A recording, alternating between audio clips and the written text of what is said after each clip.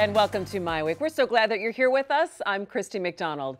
It's a big week. There's lots to talk about on the show. Two things consuming headlines here in Michigan: state politics and the Pope's visit to the U.S. So coming up tonight, we will take a look at the Pope's impact on U.S. politics, why his visit and address to Congress is a big deal. Plus, lots of interesting storylines coming out of the Republican Leadership Conference on Mackinac over the weekend. Nolan was there. We'll talk presidential candidates, possible 2018 governor buzz, and coarser Gamrat banking on their constituents to vote them back in office. And we will end with a look at how one Detroit park has a big influence on its surrounding community. It's all coming up for you tonight on MiWeek. But we are starting off with Michigan politics, the Republican presidential campaign trail, and if it's ever too early to think about 2018. So let's bring in Nolan Finley from the Detroit News and Stephen Henderson of the Detroit Free Press. Hey guys. Happy MiWeek Thursday. To you. It's good to see you, especially coming off a large Republican weekend. So Nolan, I'm going to start with you since you were up there at the Republican Leadership Conference up there. Happens every 2 years. So what was your biggest takeaway from that in terms of, let's talk first about presidential politics. Well, when you get a chance to see these folks, interacting with individuals, with the people they're trying to court and what have you, it's a whole different experience than watching them on a debate stage. Jeb Bush, I've heard him give 2 or 3 speeches over the last year, and his speech Friday night was as passionate and presidential, if you will, as I've heard him speak. And if he could project that sort of passion, that sort of energy, Trump keeps accusing him of being low energy. If he could project that sort of commanding presence that he did Friday night to a broader audience or on the debate stage somehow, although it's not really conducive to that, I think you would see Jeb Bush taking off a little. But there were some, they all, I think, had their supporters up there, and they all were impressive in one way or the other. But, I mean, there's clearly a divide in that party between those who want nothing to do with the establishment and those who are establishment Republicans, and it was interesting to see. What was your reaction to Carly Fiorina and the people who were surrounding her? I'll tell you what, it was interesting to see. I mean, she was a rock star up there. I mean, I'll give you an example. On Saturday afternoon, Saturday evening, she held a reception at Horns, jam-packed. Horns Bar, I was just going to say, right. we went up to Mackinac Everybody Island. knows. Everyone knows where Everyone Horns knows exactly Bar what is. you're talking about. Jam-packed, just absolutely, and people lined up to get in, waiting for somebody to come out so there would be room for them to get in. You walk up the street, Kasich's got one at the Village Inn, and Cruz has got one somewhere else, and they had like 30, 40 people inside there. I mean, she sucked everything dry. She drew most of the national media Saturday night. Was it because of her message, or is it because that she is now getting very close to front-runner status? I think she's the latest to surge, and I think it reflected that. And as I said, the national media showed up Saturday night for her speech. She's hot now, and I think you're gonna see that for the next several months, or at least next few months. Anyway, you're gonna see people, rise and make a run and then sort of fall back, and it'll be interesting to see if anybody can sustain. All right, so Stephen, people at home might be going, okay, so why do I care about all the Republicans who met up there on Mackinac Island with these candidates? What do Republicans in Michigan bring back from that weekend? Well, I mean, I think again, the chance to see these candidates up close is the biggest thing that you get. Is the times that I've gone, I've really appreciated the chance to either talk with some of these candidates or at least hear them interact in a way that's not as staged, I think, as what you see on television. This year we sent another staffer from the Free Press editorial page, Nancy Kaffer, up because she had not been before. One of her takeaways from the particular race is this divide between Jeb Bush, Marco Rubio, the more serious candidates in the race, and the ones who seem to just be trying to create the viral moment, right? Saying something that catches fire and riding that until it sort of peters out. Jeb Bush ultimately, I think seems much more like a likely nominee than most of the others, and at some point he will appeal to more of the people who are looking for a president as opposed to looking for a moment, which is some of what explains Ben Carson and Donald Trump and even Carly Fiorina. Okay, so that's an interesting concept. So the viral moment. When do you think then, Nolan, and we are going to get to a point in this race where we're beyond that? Is that essentially your way of saying, Stephen, well, when people get serious about stuff? I'm sorry, I didn't mean to bang my watch on the table in emphasis. I mean, you're starting to see some candidates, some pretty impressive candidates, or people who thought they could be president at one point and had some support. You're starting to see them trail off as the money, either holds back or goes elsewhere. Well, I got the sense, and a lot of what's going on up there over the weekend is, behind the scenes. It's candidates lining up money, lining up organizations. A lot of these candidates still don't have Michigan organizations, and this is a very important primary, the way it's positioned. So you had a lot of political consultants, political strategists up there making their pitches, trying to get candidates. There was a lot of organizing going on in those 2 days. And, when you start talking about running a nationwide campaign, once you start getting in beyond Iowa and New Hampshire, and you have to go into Super Tuesday and then back to Michigan and the other states on March 8th, it's going to be more than just somebody who catches a little attention on a debate stage. You've got to have an organization. Yeah. And you also have to have the substance to be able to sustain that campaign. Right. And a lot of these candidates, because of their backgrounds, Ben Carson, being a neurosurgeon is not great preparation for the presidency, no matter what you think of his ideas. Carly Fiorina, being a CEO and never having been in politics, they are such different roles. The presidency is so much more demanding on so many different levels. That's not great preparation. Somebody like Jeb Bush, though, who's been a governor, that tends to be the kind of experience that helps you shape not just the campaign, but also an administration once you get elected. And I think voters understand that. Right now, there's very low stakes. What difference does it make who you say you like right now? No one's voting yet. January comes around, I think some of this stuff will turn. Yeah, maybe a little bit of a different story. Hey, I want to talk about the 2018 governor's race here in Michigan, because it's never too early to really start covering another race. But I think some of the interesting stuff that was coming out of Mackinac was hearing about Candace Miller. That was what I was really interested in hearing.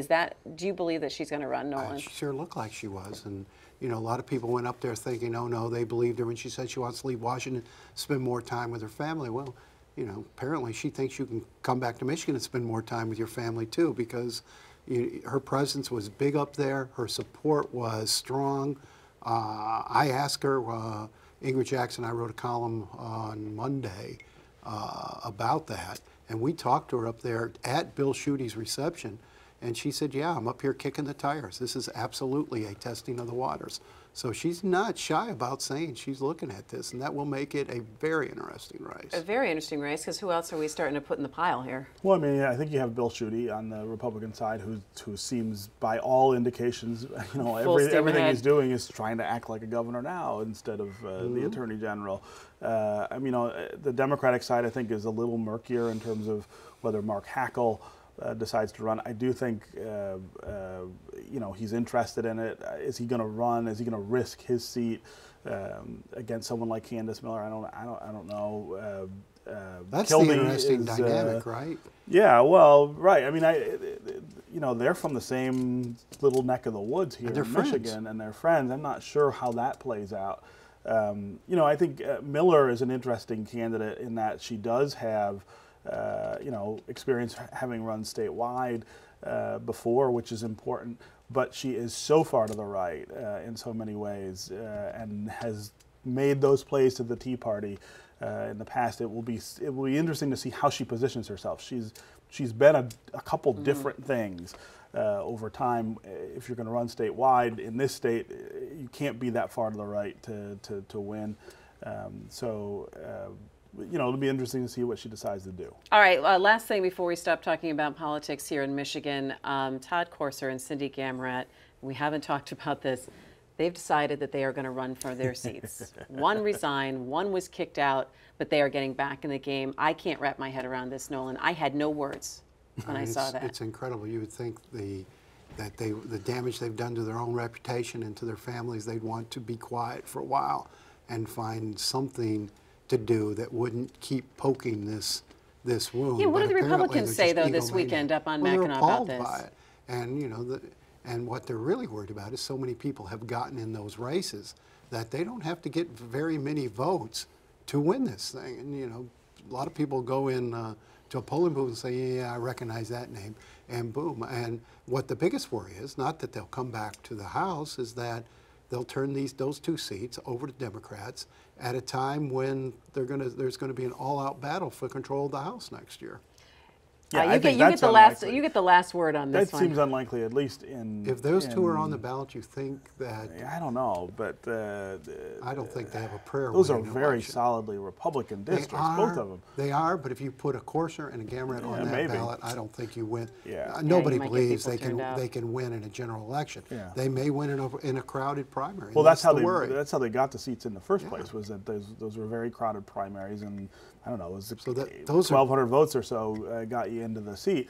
You know, I wrote a column. I had a few more than no words about this, and about 800. See, I left it at no words. So, I mean, the comparison to me, and this is a very dangerous comparison, is to the time I spent covering politics in Kentucky, where we saw this kind of behavior over and over again in Appalachia, where the poorest people in that state, who were often victims of the people who represented them, often would return those people to office, sometimes out of prison.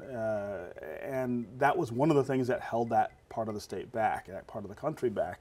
Michigan is really, I think, with the way we are trending in terms of who we're electing to represent us, we're edging toward that kind of behavior where we don't vote in our best interests, and we don't hold people accountable for bad behavior. And I think if the 2 of them, if either of the 2 of them is to win this election, it really sends a bad sign about politics in the state more generally. In my Well, we're churning through political talent here so rapidly with term limits. Right. One of the things that struck me while I was on the island, I mean, why even get to bother to know these representatives and senators? They're here and gone, and so many of them look like, you know, our interns at work. You know, they're in their 20s, they're in their early 30s. Yeah, but there's nothing wrong with young people if There's if they're ready to do There is if they're ready to certainly do not. the work. There's certainly Unfortunately, you have these people that if you say you're not going to get to know their names, they're the ones that are making these crucial decisions And there's about nothing wrong. roads, There's schools, nothing wrong infrastructure. with fresh faces or young people. But they need time. If they're part of a group. Right. If that's all there is up there, if everybody's inexperienced, you've got then the situation you've got in Michigan right now, where you have a dysfunctional government. I just want to make sure that you weren't having a get these kids off my lawn moment. I wasn't talking about you. All right, I think they need all right, time. last word. This is your second last word on Whatever. this. Go People ahead. need time to mature into those roles. It is not as easy as most people think it is to go up there and make law. It takes time to figure it out, and we're not giving them the time. All right, turning now to Pope Francis and his first visit to the United States. You don't have to be Catholic to acknowledge the impact that this Pope is having around the world. Conservatives like him, liberals like him, 65% of non-Catholics have a positive view of the Pope. And for the first time, a Pope is addressing Congress. So how much influence will Pope Francis have on policy? You know, I find him fascinating. I find the visit and everything surrounding his visit to the United States interesting as well, and people's reaction. I mean, you even have our state law, our congressional delegation, Deputy Stabenow was tweeting about it yesterday that she was at the White House. So was Congresswoman Brenda Lawrence. Nolan, I'm going to start with you. This is interesting to have a religious figure of this magnitude really feeling like he's now talking a little bit of policy here and addressing Congress. How do you gauge his visit? Well, I think what makes this Pope very special is his restorative effect on the Catholic Church, which has gone through some bad times, lost membership, finances are in an absolute mess, tied largely to the sex abuse scandals. And I think he's been someone who has healed and is healing the church after that and bringing people back in. And in that regard, I think his influence is going to be considerable. I think it's also interesting, Stephen, because he's talking about faith, but he's also talking about things like immigration. He's talking about climate change. He's talking about poverty.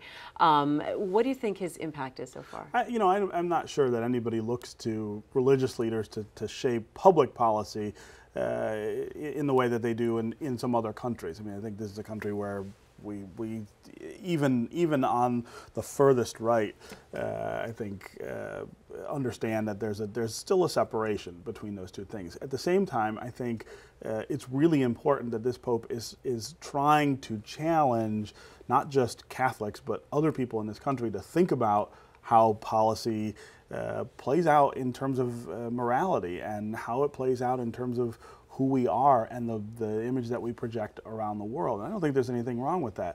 I mean, there's no question that the level of poverty that we tolerate in this country and that we in some ways aid and abet in other countries is not in concert with any sort of Christian values. It's not in concert with any religious values. And it's worth thinking about what we might do to change that. And I think this Pope is really effective at doing that in a really non-threatening way. He's not tilting against the United States and saying, well, it's a bad place or it's a place that should be wiped from the earth, but he's saying, live up to the ideals that you set out and think about how policy affects those things. And so in that way, I think he can be effective. It's not direct so much as it is an indirect way of doing it. What do you think, Nolan? Well, private individuals and institutions and philanthropists in the United States send something on the order of $36 billion to help the poor in other places. So I think it's unfair Charity's to not characterize an answer to policy. And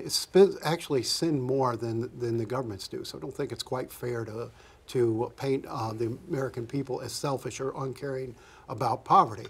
I think this Pope is setting a good example in actually, not preaching from the mountaintop. He's actually walking among the poor and serving the poor, and that's a good example for all people. But I don't think you can challenge Americans' charity.